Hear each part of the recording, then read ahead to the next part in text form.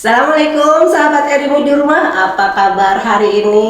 Pasti selalu sehat dan bahagia. Nah, sahabat Edumi, kali ini jumpa lagi dengan Edumi Podcast. Kita mengambil tema tentang edukasi keluarga pasien kemoterapi. Kenapa kita mengambil tema ini? Karena pasien kanker ternyata menjadi satu penyakit urutan pertama kunjungan penyakit, baik di rawat jalan maupun di rawat inap. Dan pelayanan kemoterapi itu ada aturan-aturan khususnya, terutama oleh keluarga pasien yang harus dipatuhi. Untuk itu kita mengundang nih teman-teman kita dari ruang kemoterapi yang akan memberikan informasi dan edukasi kepada sahabat Edu Podcast di rumah agar bisa mematuhi peraturan yang ada di RSUD Jenderal Ahmad Yani Kota Metro. Tujuannya untuk apa dan apa saja aturannya nanti kita bahas lebih lanjut. Bersama kita telah hadir petugas dari ruang kemoterapi. Beliau adalah saya Munia, Askapnas dari ruang perawatan kemoterapi. Oke, dan Dartini,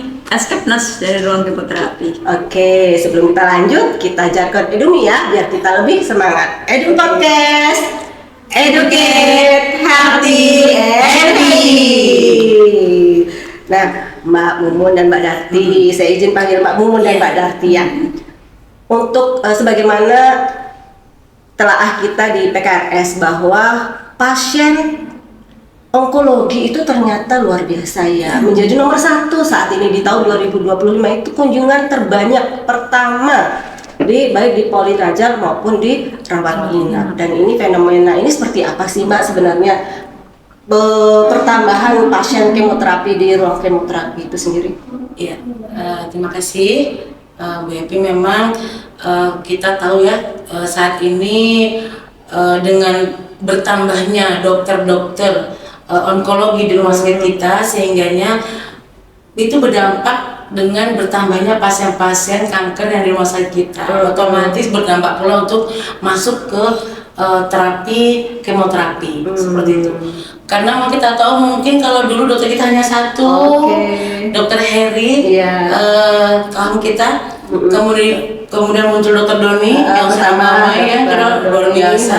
Sekarang bertambah lagi ada dokter Raffles, kemudian ada dokter Andreas, dan sekarang ada dokter Irfan. Jadi semakin beraneka ragam, dan alhamdulillah dengan semakin lengkapnya dokter kita, maka banyak pasien-pasien yang akan tertolong untuk yang menderita kanker.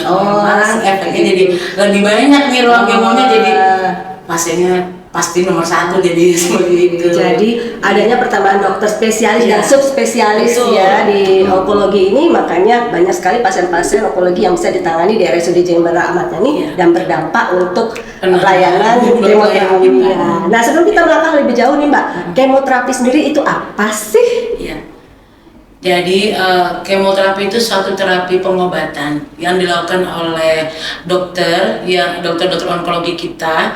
Jadi itu terapi pengobatan yang dilakukan menggunakan obat-obat yang tinggi ya, kuat, obat kimia yang kuat, yang fungsinya untuk mencegah pembelahan sel. Sel kanker ya, itu. Pembelahan sel kanker, kemudian juga fungsinya itu untuk mencegah penyebarannya, seperti itu. Maka diperlukan dokter onkologi kita itu melakukan pengobatan kemoterapi.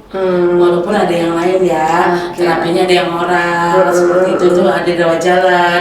Kemudian ada secara pembedahan yang dilakukan oleh dokter subspesialis kita, kemudian seperti onkologi dan bedah digestif, seperti itu. Jadi itu penanganan kanker sendiri ada beberapa ya, satu di antaranya. Kok di kita ada 3? Ada.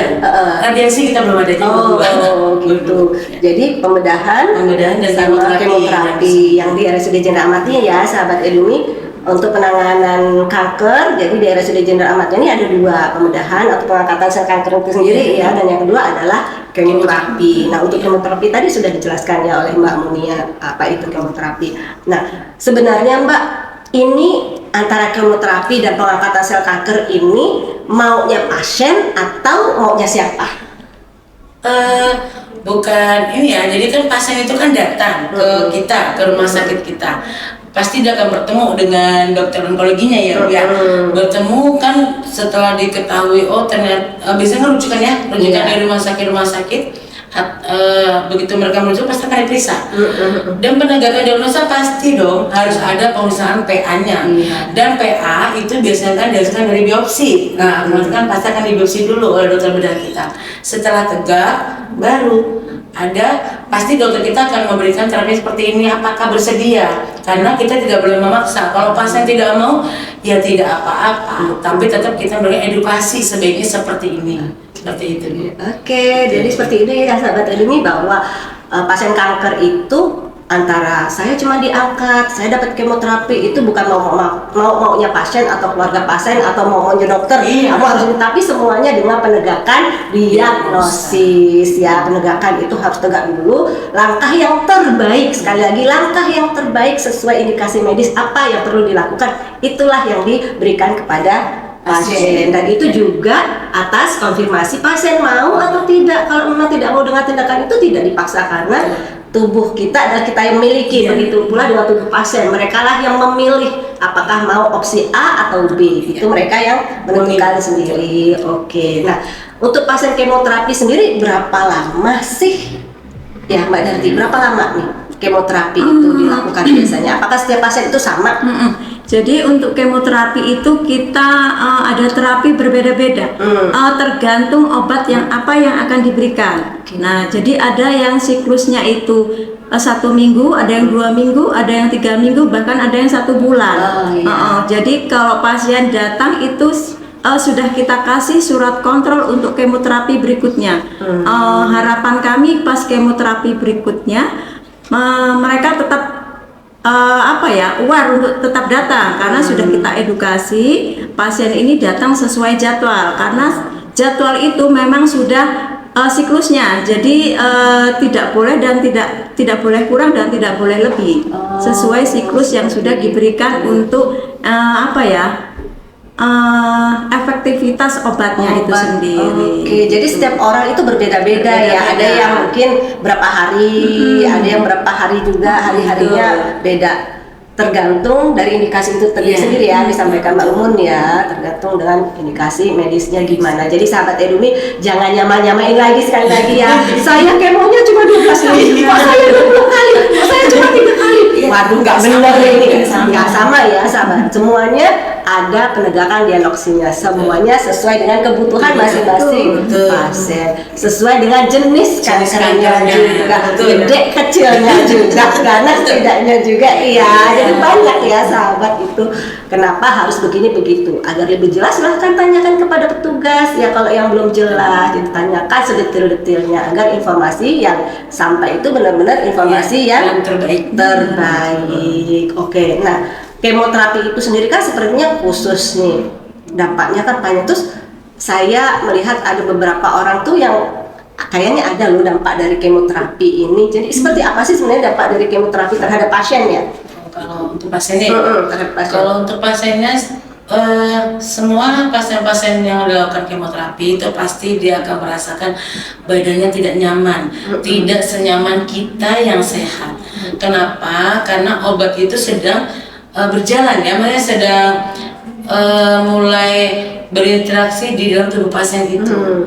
Kemudian pasti rasanya dia akan ada rasa mual, ada rasa ingin muntah, bahkan ada yang rambutnya rontok. Tapi satu lagi, tidak semua pasien itu rambutnya rontok. Tidak semua pasien sama karena tergantung obat yang diberikan pada saat kemoterapi.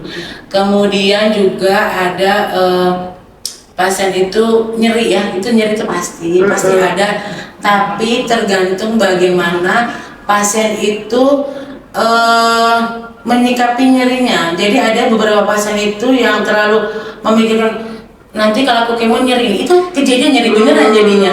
Tetapi pasien-pasien yang sudah menerima bahwa dia sakitnya kanker, itu yang paling utama sebenarnya. Pasien itu harus menerima dulu bahwa dia sakitnya kanker. Nanti setelah itu menerima, biasanya nyeri itu seperti hilang begitu saja, karena mereka bisa makan enak. Efek psikologisnya itu ya. Terkadang memang lingkungan sekitar yang paling dominan, contohnya keluarga.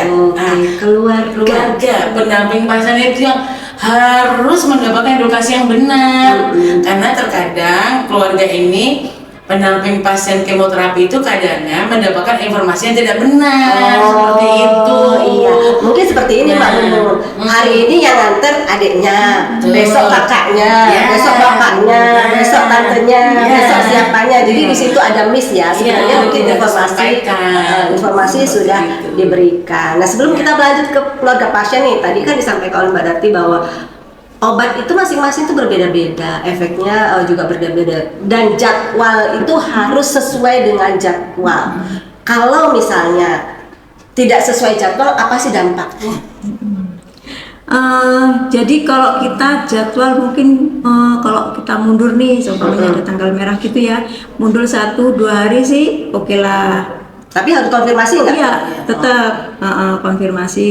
Nah, jadi kalau memang sudah terlalu jauh kita mundur, nah ya tetap semua itu ada konsekuensinya. Jadi efektivitas obat di badan itu kan sudah tidak bekerja lagi, berarti kan kita mulai dari awal. Gitu. Istilahnya kalau nyangin rumput harusnya disiangin lagi besok 2 hari, tapi 2 hari nggak disiangin tumbuhnya udah tambah tinggi. Itu istilah gampangnya ya. Begitu juga dengan sel kanker ya, dikasih obat harusnya dia udah mati, agak keriput dikit lah ya, gitu sel kanker kan. Tapi harusnya 2 hari masuk obat lagi, tapi nggak disiram lagi dengan obat yang untuk dia mati, dia tumbuh perlahan-lahan lagi, seperti itu ya gampangnya. Nah, sahabat Edumi ya, khususnya bagi keluarga yang memiliki keluarga memiliki pasien kemoterapi, maka jangan sampai keluar dari jadwal. Kalaupun ada tanggal merah kan cuma selisih sehari, itu juga pasti sudah dikonfirmasi dengan petugas agar pengobatan bisa berjalan dengan maksimal. Oke. Nah, kita kembali lagi nih keluarga pasien. Tadi menyinggung keluarga pasien deh. Sebenarnya tadi kan ada dampak nih terhadap pasien. Ada nggak sih dampak dari kemoterapi ini untuk keluarga pasien? Ya. Jadi sebenarnya ruang kemoterapi kan sudah jelas ya, ruang khusus. Jadi ruang kemoterapi itu berbeda dengan ruang rawatan yang lain, misalkan seperti ruang penyakit dalam atau ruang saraf, itu kita sangat berbeda. Dan perlakuannya memang berbeda. Dan perawatnya pun pasti berbeda. Oh, contohnya mereka berdua. Jadi kenapa di ruang kemoterapi itu memang kita tidak menganjurkan ada pendamping keluarga yang di dalam. Kenapa? Karena pada saat obat kemoterapi itu dimasukkan berarti ada paparan di situ. Ada paparan. Jadi kalau misalnya keluarga pasien itu mau ke dalam, itu kita selalu menganjurkan untuk menggunakan masker seperti itu. Kenapa? Karena ruangan kemo itu paparannya kan dia melalui udara. Ya, jadi pada saat kita memasukkan, pada saat kita mengganti, petugasnya saja segitu rapatnya ya, gitu sampai pakai masker, pakai goggle, pakai gaun untuk petugasnya kan. Pakai masker aja sampai lapis 2 gitu, apalagi keluarga pasien. Makanya kita selalu bilang, Bapak Ibu sih boleh melihat pasien itu pun nggak lama, maksimal tuh 15 menit sampai 30 menit. Kenapa? Karena takutnya paparannya itu akan mengganggu orang yang sehat, si pendamping pasien tadi. Makanya saya selalu bilang kalau misalkan pasiennya bisa mandiri, bisa mobilisasi, bisa ke kamar mandi sendiri, bisa hygiene sendiri, mereka seharusnya nggak usah menunggu, tidak apa-apa karena ada kami di dalam. Begitu, karena kan kami itu setiap 30 menit sekali juga kita akan kelihatan observasi ke pasiennya. Seperti itu. Jadi ya, kemudian kenapa kok kita pasti Bu, Pak, tidak boleh ikut makan di dalam. Kenapa? Udah jelas loh ya. Ya Bu Tini ya, ruangannya itu kan berpaparan radiasi. Jadi kami selalu bilang kalau Bapak Ibu penunggu mau makan silakan makannya di ruang tunggu. Tidak ada masalah apa-apa sebenarnya. Supaya masuk kami itu yang sakit itu sehat, yang nunggu sehat, semuanya kan selamat. Sekarang gini, kalau misalkan makannya di situ, iya, kalau pas keluarga pasien yang datang lagi sehat, kan nggak semua keluarga pasien itu sehat, kan ada juga yang batuk pilek. Sedangkan pasien-pasien yang di dalam itu otomatis imunitas tubuhnya itu turun. Nanti kalau dia tertular bagaimana? Hanya urusan batuk pilek itu panjang kalau untuk pasien-pasien kemoterapi, badannya lebih nggak nyaman lagi kan gitu. Jadi ya memang agak ini ya, dengan keluarga pendamping pasien itu memang kita agak Iya. Ya agak Keras berat dikit lah ya. Makanya kita suka Ya. tolong Bapak Ibu sekali, tolong Bapak Ibu dua kali, tolong Bapak Ibu mohon kerjasamanya karena kita akan melakukan kemoterapi. Oke, nah seperti itu ya sahabat Kenapa tidak akademik, boleh? bahwa keluarga pasien itu justru dilindungi karena ada dampaknya ya terhadap keluarga pasien. Kemoterapi itu ada efek radiasinya, makanya kalau ke ruang kemoterapi dibatasi satu orang saja itu kalau jika dibutuhkan ya, kalau benar-benar dibutuhkan. Tapi kalau tidak dibutuhkan, misalnya pasien bisa mobilisasi sendiri, ya diharapkan pasien sendiri, bukan keluarga tidak sayang, Ya, justru bukan karena sayang. karena kita sayang terhadap keluarga agar keluarga pasien tidak mengalami hal-hal yang tidak diinginkan. Oh, satu lagi Bu Happy. Oh iya, apa? Jadi satu lagi, jangan bawa anak kecil. Anak kecil itu Apa alasannya? Jadi kami minta maaf ya sahabat Edumi, kami sangat minta maaf. Kami tidak pernah memberikan toleransi untuk anak-anak dan ibu hamil. Kita nggak pernah kasih. Kenapa? Karena pasti akan mengganggu imunitas anak-anak kita. Keluarga itu memang ada banyak pasien itu bilang susah untuk masuk. Memang harus tegas petugas Susah kemoterapi. maksudnya petugasnya Jutek. gitu ya. Padahal kalau tanyalah dengan pasiennya, kami tidak pernah jutek kalau ke pasien. Paling ramah saya juga paling Betul, karena pada saat kemo itu kan interaksi kita kan dengan pasien ya, jadi keluarga pasien malah harus keluar. Memang di rumah sakit manapun tidak ada keluarga pasien dalam ruang kemo. Oke. Sampai di Dermahis pun tidak ada. Itu contoh kita ya, seperti Dermahis, Persahabatan, Itu, ya. Siloam yang swasta itu tidak ada. Semuanya adalah untuk melindungi keluarga Pasien, keluarga, pasien, semuanya. Seperti disampaikan Mbak Mung tadi ya sahabat Edumi, petugas aja pakai APD lengkap dari ujung sampai ujung, handphone aja sampai double. Apalagi keluarga pasien mau masuk, saya mau masuk, mau nemenin makan. Emang rumah makan keluarga? Kayak bukan, jadi makan yang di luar. Saya mau nemenin, mau nyuapin. Kalau memang bisa makan sendiri, ya diharapkan pasien makan sendiri bukannya tidak sayang, Betul. tapi ini adalah bentuk kasih sayang sayang. dari kita menegakkan peraturan untuk melindungi yang sehat dan melindungi yang sakit. Semuanya Betul. terlindungi. Nggak ada yang jutek kok di kemoterapi, cuman teguran 1 masih senyum ya kan, teguran 2 masih juga senyum. Nah kalau sudah agak tinggi sedikit berarti itu udah teguran yang ketiga ya. Nah kebetulan Anda yang dapat keteguran yang ketiga, mohon maaf sekali lagi, karena itu adalah untuk sekali lagi perlindungan kepada pasien dan keluarga. Mudah-mudahan dengan penjelasan ini bisa lebih paham ya.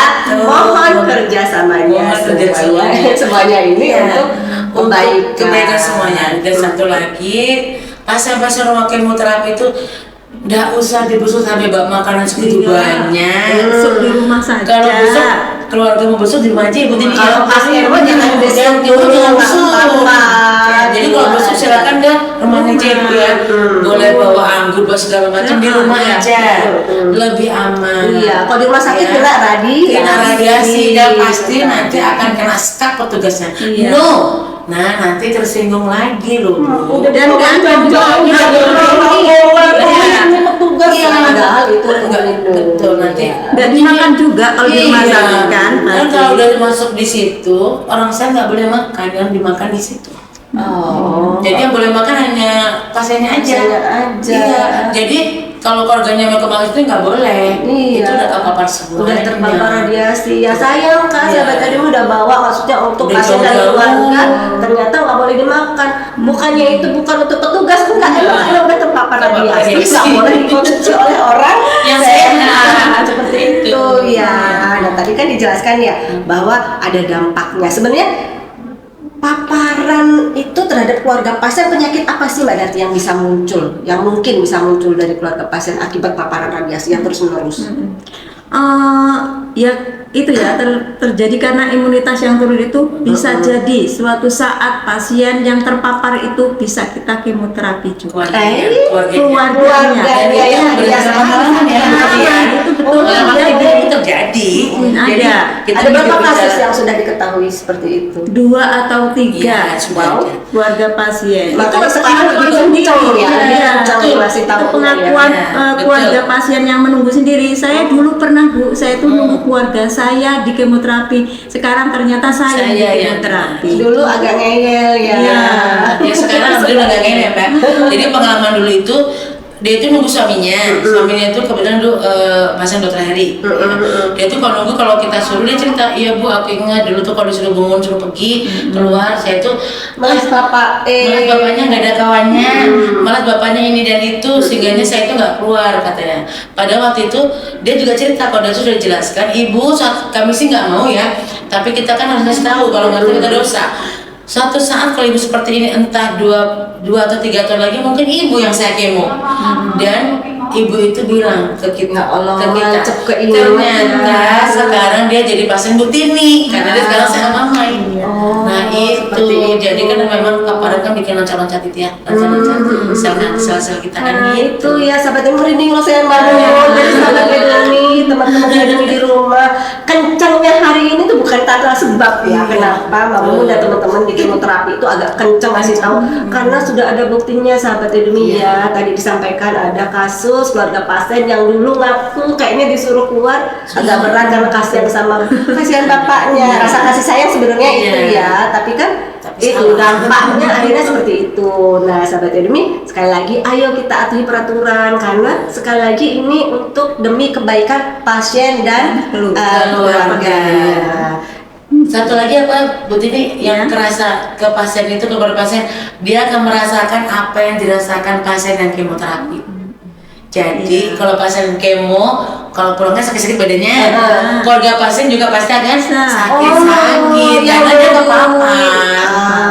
Itu jangka pendeknya. Iya. Itu keluar dari mereka Iya, cerita. udah banyak cerita. Makanya kita selalu bilang, ayo kita Nah tunggu itu dulu. sahabat Eduni ya, bukan karena kencengnya di sini, bukan tanpa sebab. Kenapa teman-teman di kemo itu agak level 1 tegurannya sebelumnya kayak itu tadi ya. Iya. Karena sudah ada beberapa hal, beberapa pengalaman kejadian yang memang yang tidak mematuhi peraturan pada akhirnya Iya. mendapatkan indikasi sesuai dengan perkiraan ya. Iya, dan Yang itu sudah banyak. sudah banyak ya. Nah, seperti apa sih sebenarnya dukungan yang harus diberikan oleh keluarga tanpa masuk itu seperti apa yang seharusnya diberikan keluarga kepada pasien? Jadi kalau dukungan keluarga kepada pasien itu rawatlah pasien di rumah dengan baik. Taati Jadi taati peraturan yang sudah disampaikan petugas kepada keluarga dan pasien. Jadi kalau di rumah penuhi gizi nutrisinya, makan yang bukan hanya cukup ya, berkombinasi maksudnya, jangan makan yang itu saja. Jadi bosen ya, Bu, ya? betul. Jadi nggak boleh ini, nggak boleh itu. Yang utamanya itu penuhi nutrisi. Jangan dilarang terlalu keras kalau pasien untuk makan. Soalnya pasien kemoterapi itu sangat butuh untuk nutrisi. Kadang kan ibu nggak boleh makan ini, kata orang itu, kata yang ini yang itu. Iya, Nggak boleh makan, nggak boleh makan harus ini. rebus-rebus aja. Iya. Padahal itu nggak benar karena pasien kemoterapi sangat butuh untuk nutrisinya gitu. Intinya ikutin saran petugas gizi rumah sakit. Kita sudah pernah mengupas hal ini ya sahabat Edumi, bahwa kita itu punya ahli gizi dan setiap ahli gizi akan memberikan diet yang terbaik untuk pasien. Diet itu pengaturan makan ya, bukan pembatasan, tapi pengaturan makan termasuk pasien kemoterapi. Seperti apa keluarga juga kan diedukasi ya, diberikan informasi apa yang boleh, apa yang tidak boleh, seberapa banyak porsi makannya setiap pasien itu. Nah, itu dilakukan di rumah itu sebagai bentuk support ya kepada keluarga. Apalagi Mbak Tin selain itu? Apa ya yang jelas itu jadi setiap pasien kemoterapi itu kalau pulang itu kan pasti ada efek sampingnya. Efek dari kemo hari itu. Iya. Jadi itulah yang diperhatikan. Jadi kalau efek samping biasanya yang sering terjadi itu 2 atau 3 hari setelah pulang dari kemoterapi itu dia akan mual, muntah. Nah, jadi perlu dijaga kesehatannya. Terus untuk efek samping berikutnya kan ada tuh pasien-pasien itu kan obat kemoterapi itu dikeluarkan lewat keringat, feses. Nah, itu. Jadi untuk 2-3 hari ke depan diharapkan keluarga pasien itu harus safety itu. Jadi jangan sampai sisa-sisa kayak obat kemoterapi itu juga terkena pasien. Jadi kalau ke toilet ya dibersihkan, disiramnya harus ditutup, disiram dulu yang bersih.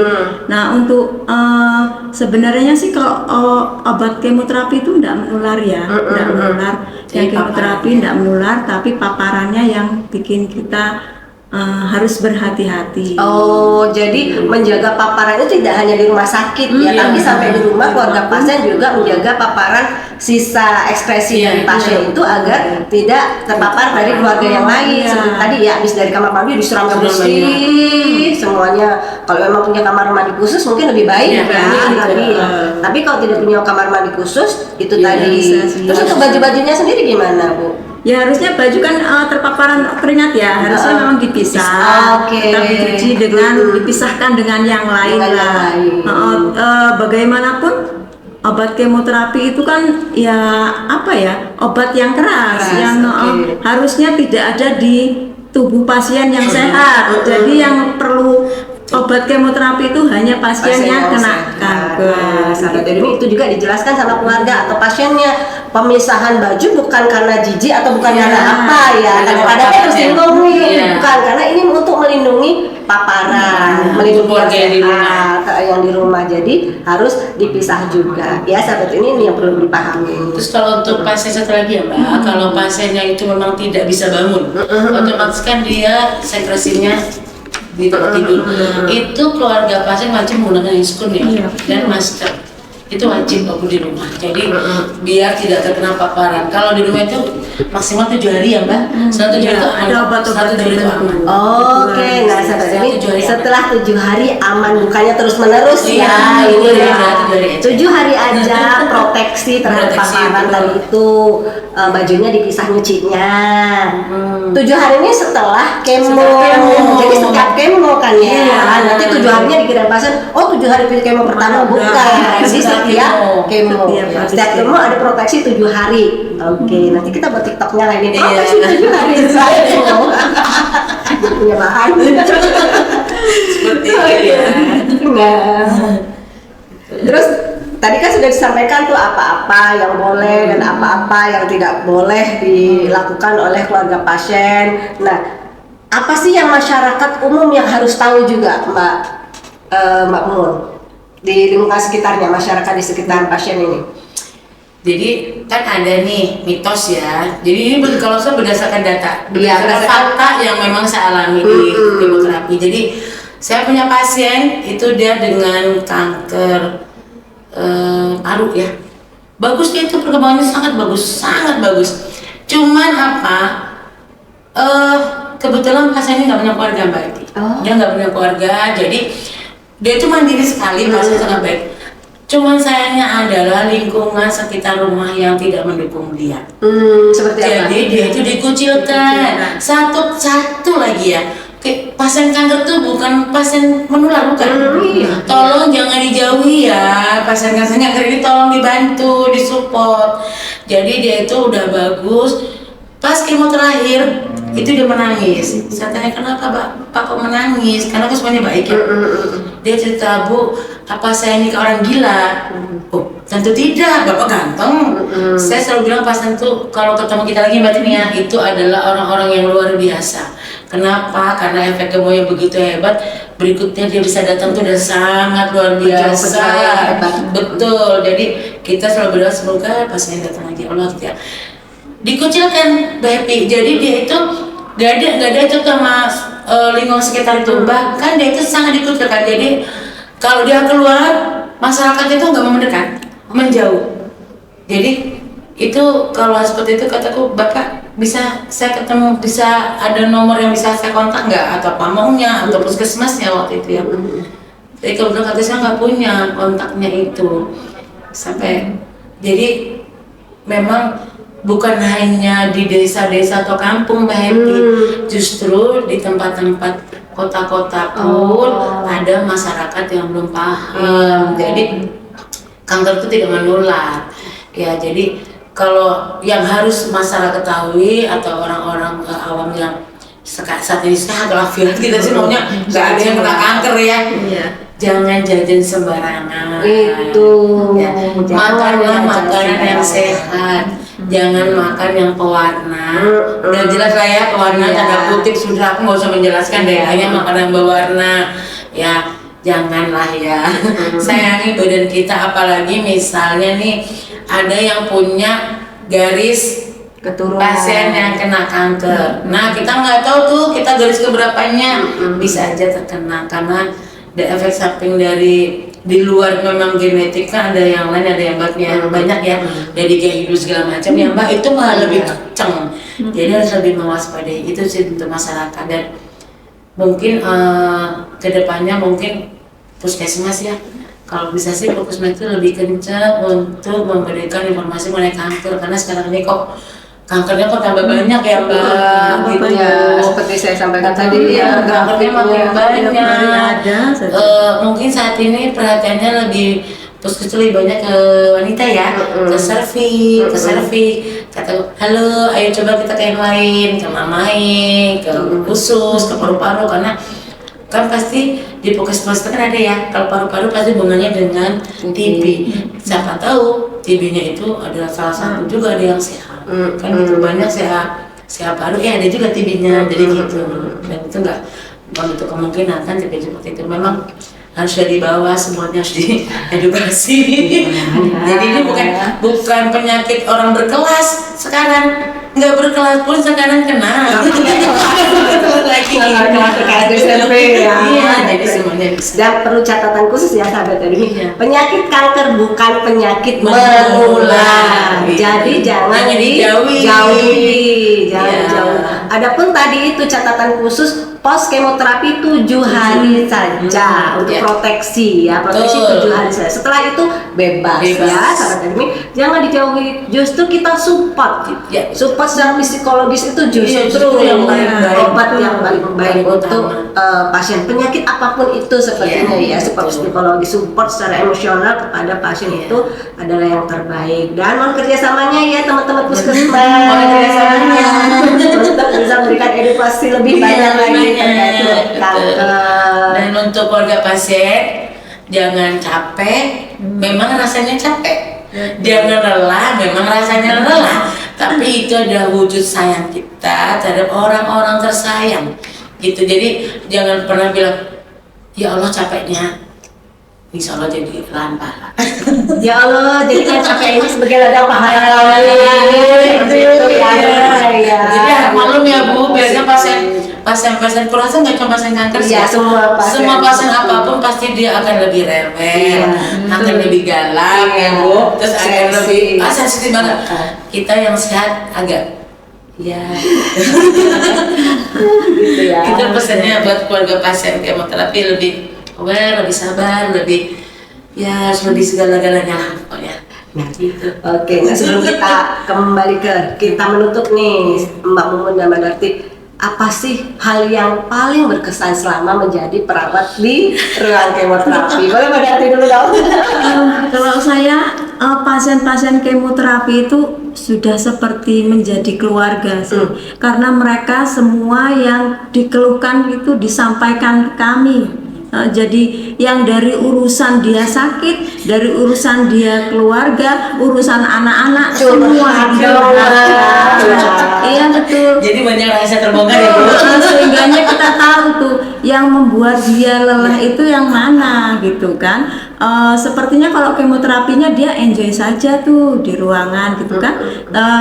Yang jadi penilaian kami, oh ternyata ada ini yang ada suaminya yang beginilah, nanti saya takut dia beginilah. Nah seperti itu, sehingganya ya kalau kami sebagai perawat di ruang kemoterapi memberi acungan jempol lah kepada pasien-pasien kemoterapi itu dan keluarga pendamping terutama iya, karena mereka itu memang sangat luar biasa.